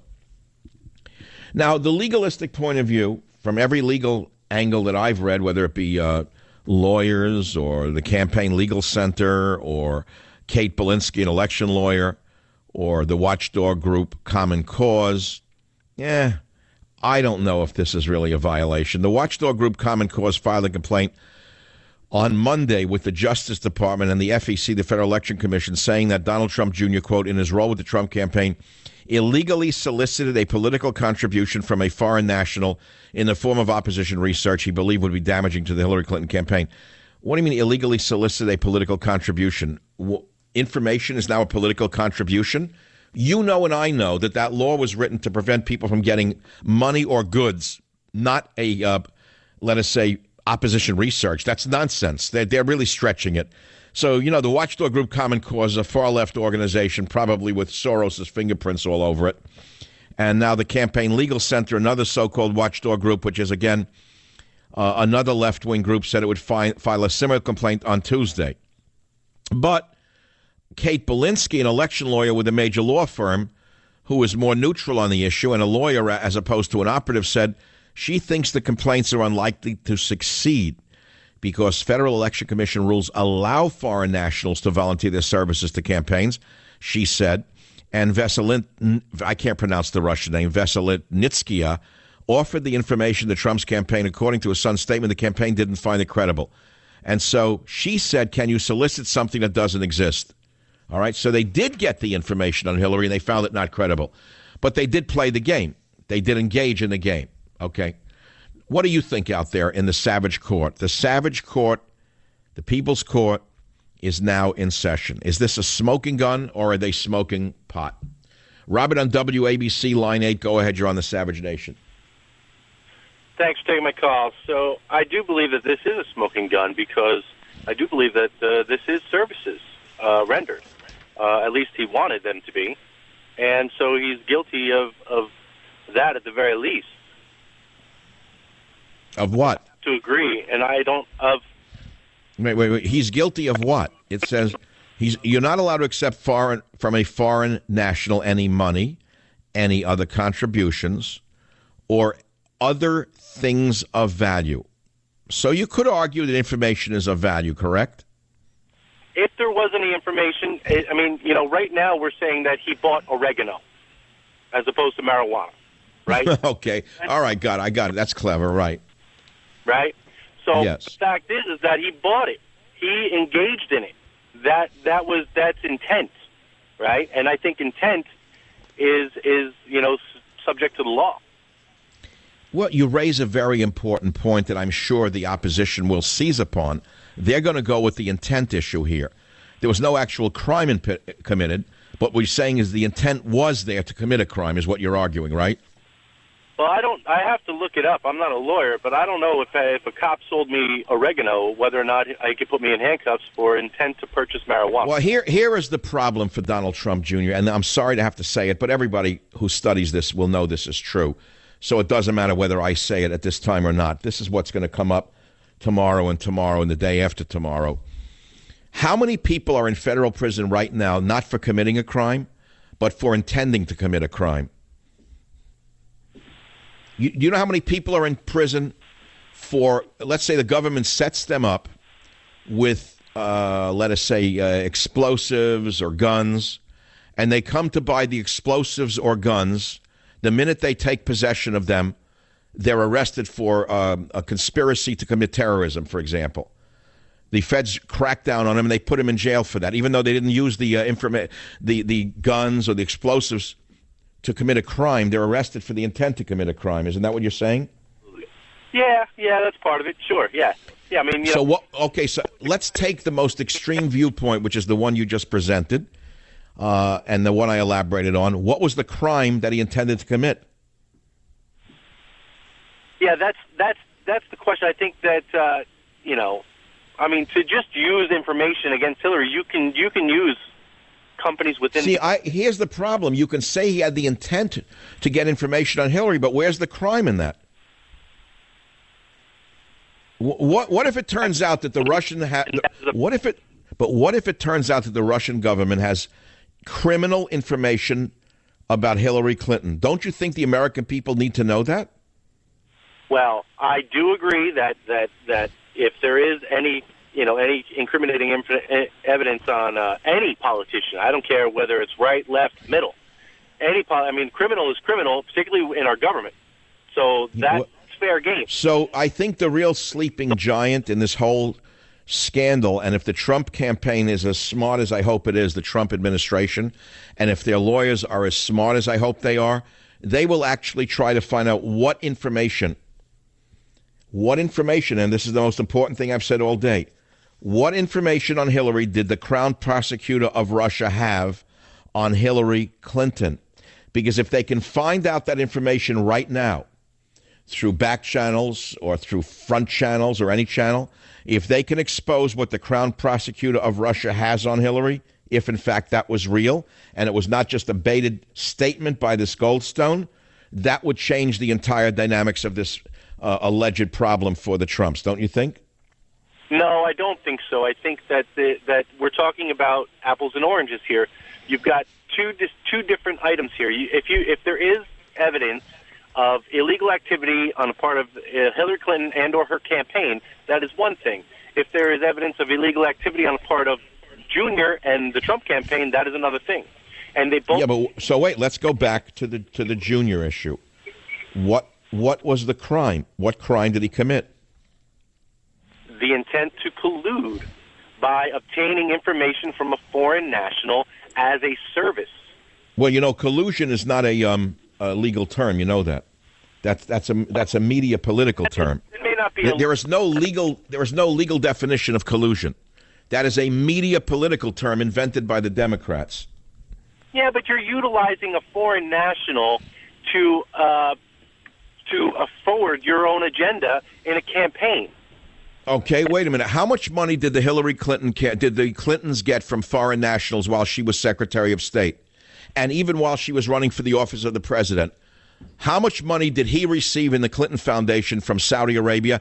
How much money did he get in speeches he gave to in foreign places? How much money flowed into their hands from foreign nationals? I would say, you know, on the order of almost $1 billion by what I read. How come that was never an issue? I'm not sure why that was never an issue. Now, the reason I raise this is I think it's quite profound what I'm about to say, or I think it's profound. I believe that the Clinton campaign will step in, if they haven't already, and try to shut this down as fast as they can.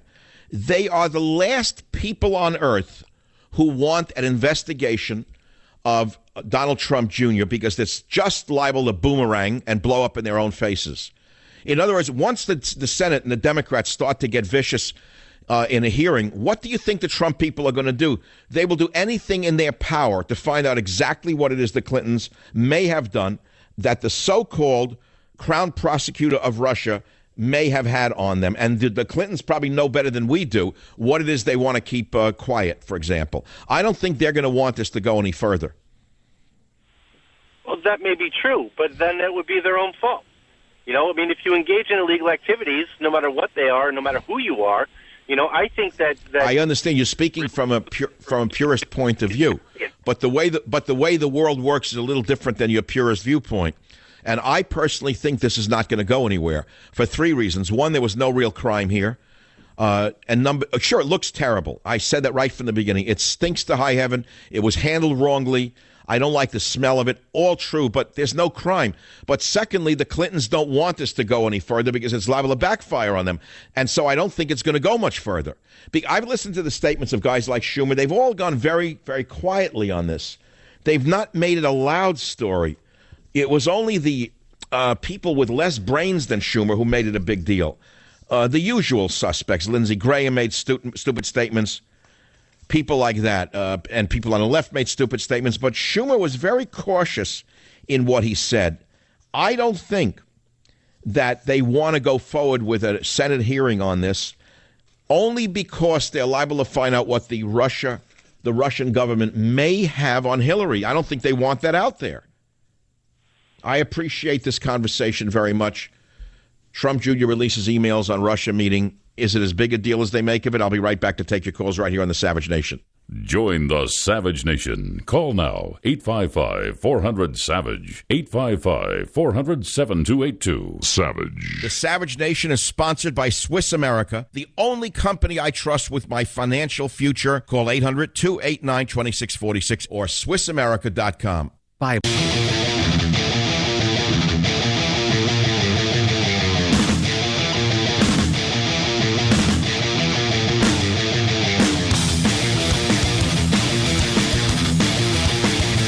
Let's go to a lawyer who's somewhat respectable, a guy, Jonathan Turley on Fox News. He says that the Trump meeting with this guy who knew the Russia stuff is not a crime. Let's hear clip 07 from Fox News right now.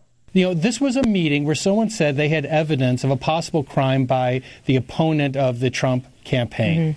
Mm-hmm. They met with this person. I think a lot of people in the city view that as naive. I think a lot of people say, my God, why didn't you use a surrogate, which is how it's done in Washington? But that itself is not a crime. Right. That is correct. But he never, ever should have taken the bait. It shows poor judgment. If anything, the only indictment from my point of view is Trump Jr. taking the bait from this guy Goldstone. Because, again, I have to keep repeating it until someone hears me. I don't know how many of you actually hear me, how many of you are in the media. Please listen to me again. I have the emails. I've read them for 2.5 hours now. The subject line itself is suspect from this Goldstone.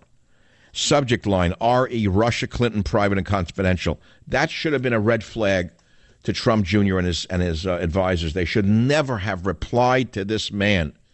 Once they saw that, they should have said, this one has red flags all over it. He's baiting you, Don. Don't go near him.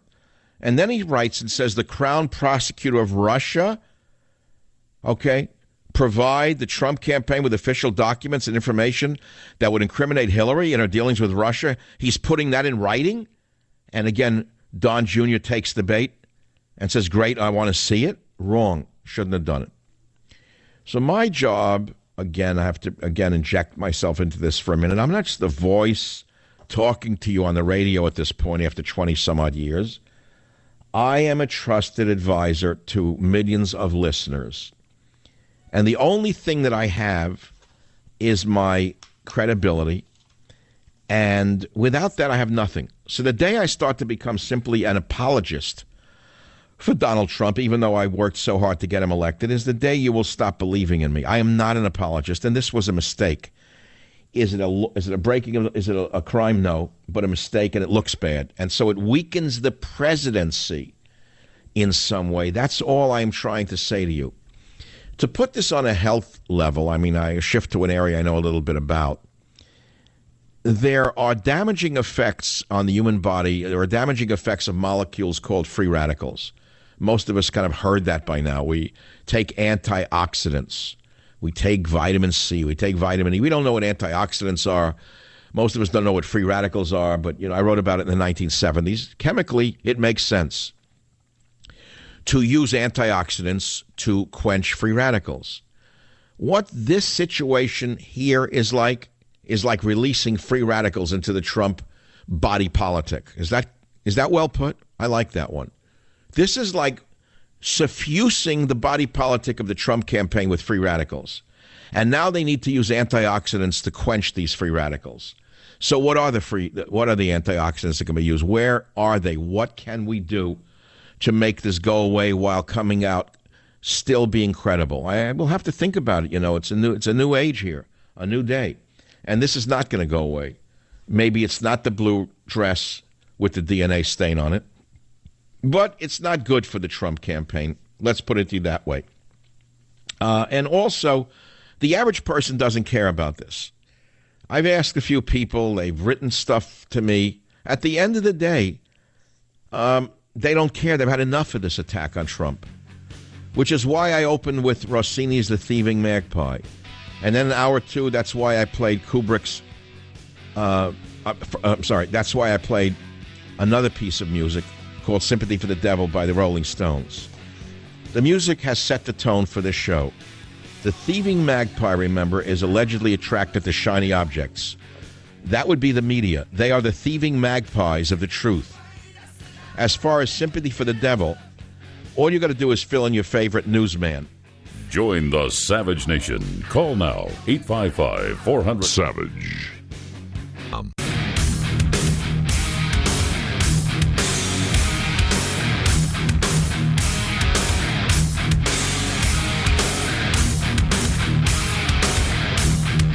Hear ye, hear ye, hear ye. The People's Court is now in session. Is this the smoking gun, or are they smoking pot?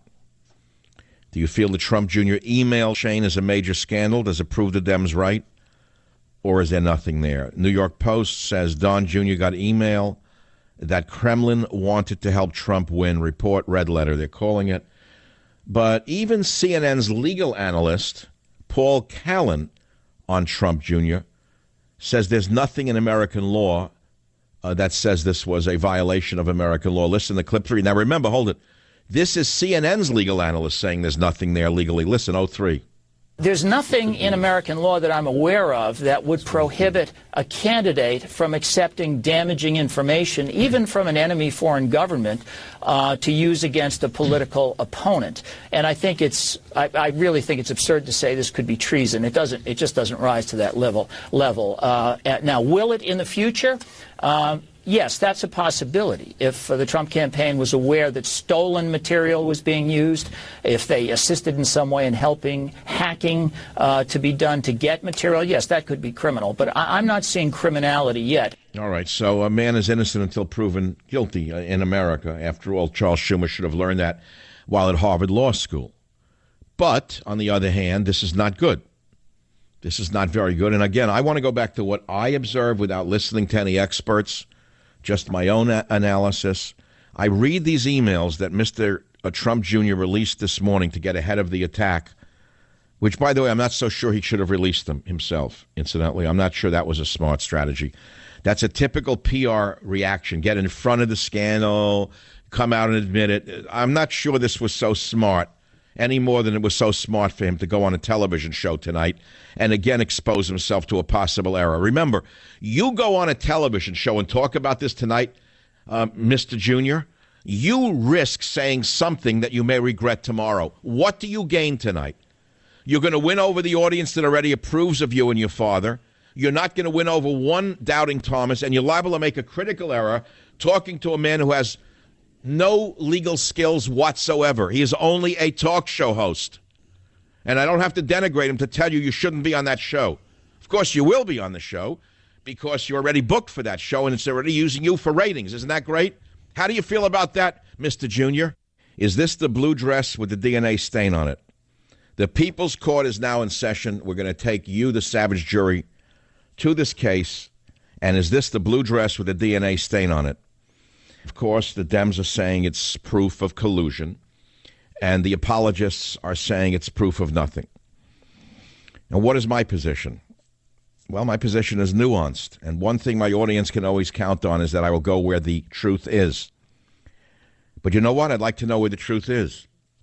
This whole Donald Trump Jr. controversy is a hand grenade dropped into the middle of the Trump presidency. But where is the truth? What is the crime? Well, part of the truth here is that this weirdo, Rob Goldstone, is an operative who I think set up Trump Jr.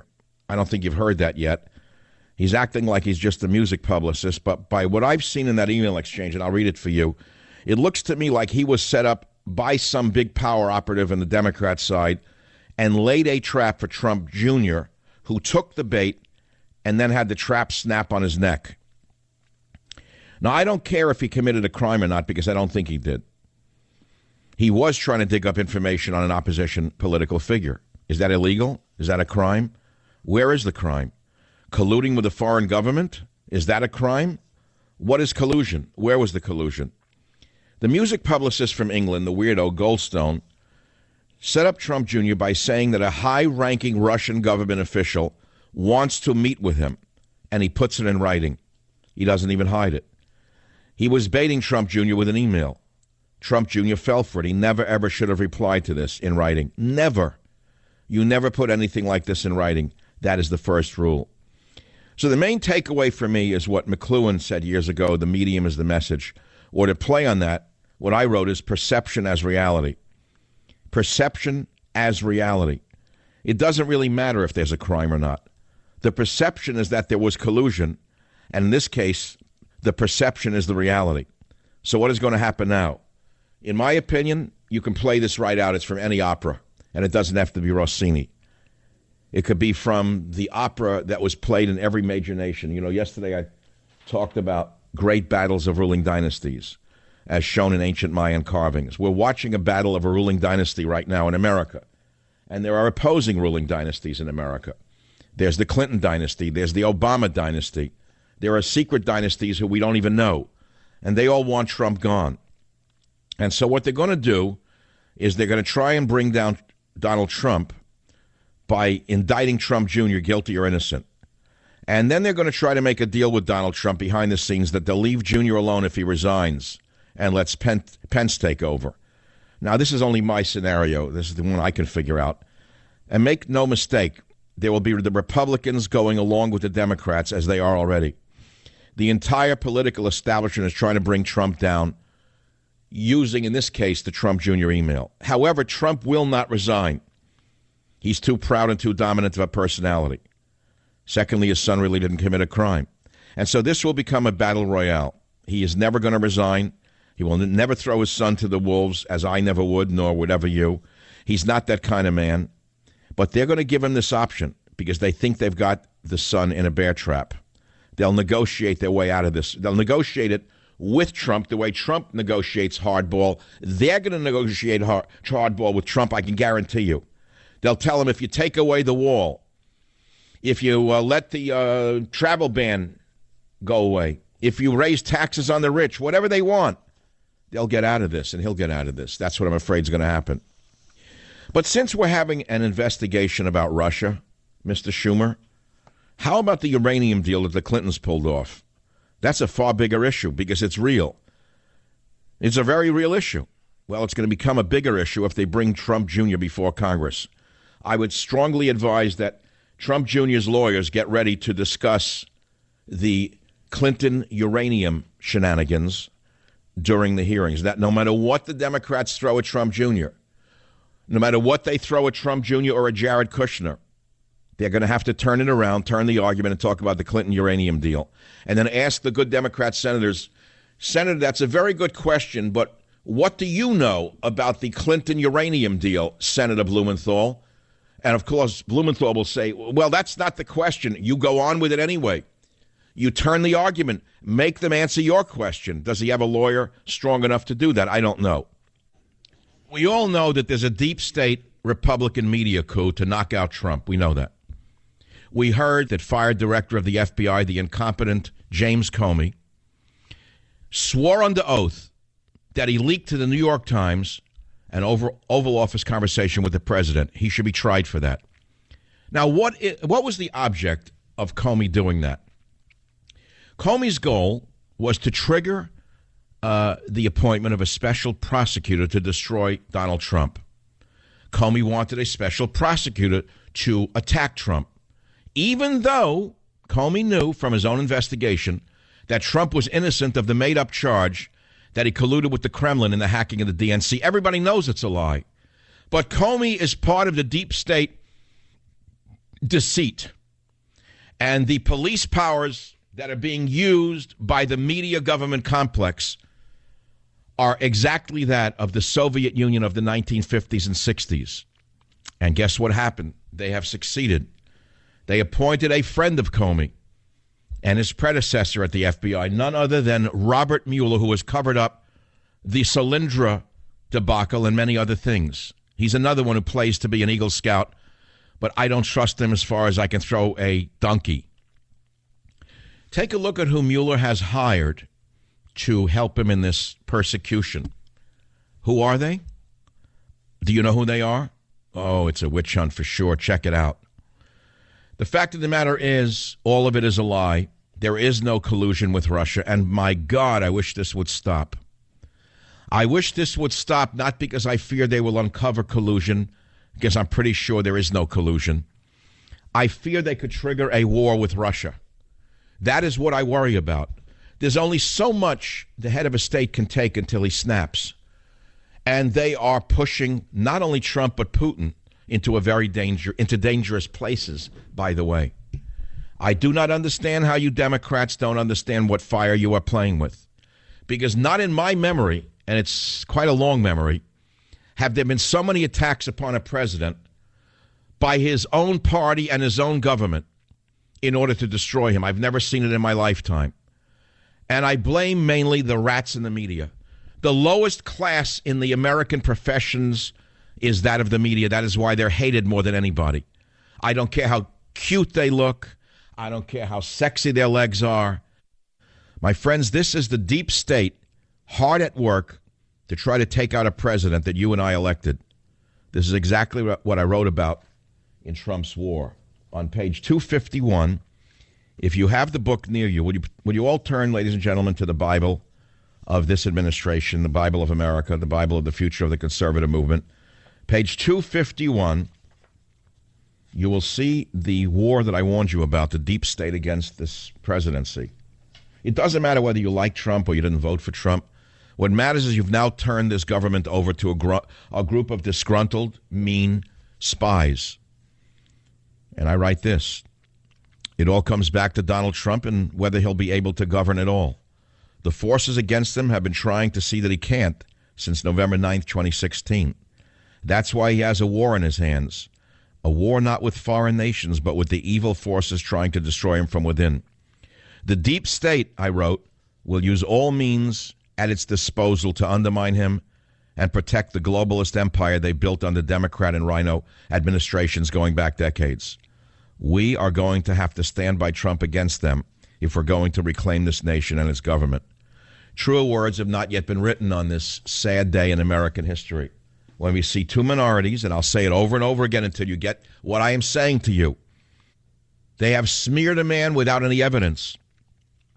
They have used all the tactics, not of McCarthy, but of Joseph Stalin. You know, I think the world has gone insane, by the way. I don't know anything that's running right anymore. It was bad enough suffering under Obama's lies for 8 straight years. And phony boy through and through. Now we got Trump in there, and what have we gotten so far? And people are asking this every day. And I'll go back again. I know that there's such dissatisfaction with him, but you can't blame him entirely for the problems. You can blame the obstructionists in his own party, and you can blame the Democrats who are trying to tie his hands so he can't do anything. We understand that. He has done a few things. The unemployment rate is down. Jobs are up. I mean, that's a big thing, number one. I'm not here to glorify what he did. But what I'm saying to you is, I want you to try for a moment to think of what this country, where it would be if Hillary Clinton had won the election. 3 months or 4 months into this administration of Hillary Clinton, I'll tell you right now, things would not be as good as they are now. In a few areas, I'll give you 2 examples. The First Amendment was clearly in her targets. She wanted the First Amendment controlled by the government. She wanted talk radio gone. She said so. Now, maybe you don't like what I happen to say, but I'm an American citizen born here, and I have a right of free speech. I do not want my free speech impinged. If you do, you're a fascist and a Nazi. You're my enemy. Let me tell you that right now. I don't care what you put on your body. I don't care what signs you wear on your bumper stickers.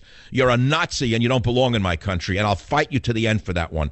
I will fight with everything I have for my First Amendment. She would have curtailed that not only in talk radio, she would have curtailed that in the internet, on the internet as well. She had the conservative sites on her hit list.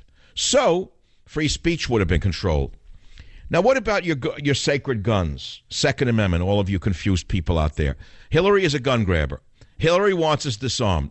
Hillary wants us as helpless as the French when the Muslim terrorists come to blow them up. They have to run out of the back of the restaurant screaming for God to save them, the God that they told to drop dead. God is silent because you drove him away. God is not going to save Europe because Europe drove God out of the churches. And the fact of the matter is, the Second Amendment is solid and safe under President Trump, and it would not have been had Hillary Clinton won the presidency. So I'm going to start with 1 and 2. I can go down the whole list of freedoms that we have that would have been curtailed or permanently muted under Hillary Clinton. But I think you can figure out where the rest of this narrative goes, if only you'd put on your thinking caps and not listen to the fools in the media who are lying to you on a daily basis. So look at the good news out there. What is the good news? We have, the unemployment rate is down. The employment rate is up. There's good things happening. But I think Trump needs to grow up in the presidency. I think he needs to stop tweeting. Now, I don't expect to get another ice cream summit for this tirade, but it doesn't matter. What I say is what I say. I call him as I see him. I'll be right back. Join the Savage Nation. Call now, 855-400-SAVAGE, 855-400-7282. Savage. The Savage Nation is sponsored by Swiss America, the only company I trust with my financial future. Call 800-289-2646 or SwissAmerica.com. Number.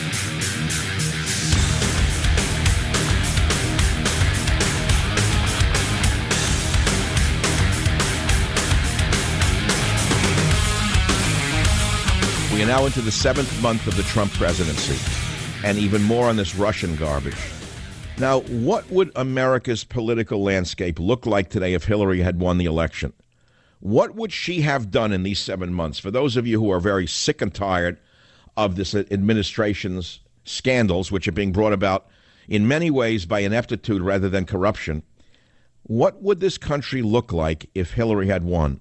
Well, for one, the border with Mexico would be no more. Immigration would be, it'd be open border with Mexico. The drugs would be flowing. The immigrants would be walking around America like they own it. The Muslim invasion would be at a great, tremendous point right now. She would have raised taxes on the middle class already. The politically correct dialogue and monologues would not be nonstop. Your free speech rights would be hampered. Patriotism would have become unacceptable, if not criminal. The military's budget would have been cut. I don't think ISIS would have fallen so fast. But this all would have been very acceptable to the establishment. And this is why they continue to try to take Trump out. They want him weakened or gone so they could put the establishment back in power. And they're going to try to get his son-in-law or his son on something to weaken him or get him out of office. They have certainly inhibited his agenda, and now they're trying to take out one of his own son. So let me ask you a bigger question. How does this help anything? This nation is now divided more than it has been in many decades. How does this help heal the rift? It doesn't matter whose fault you think it is. We have to worry about what's good for the nation and not what's good for Donald Trump or good for the Democrats. This doesn't help anything, whether it's legal or illegal. What matters is it doesn't look right, it doesn't smell right, and it stinks. Savage.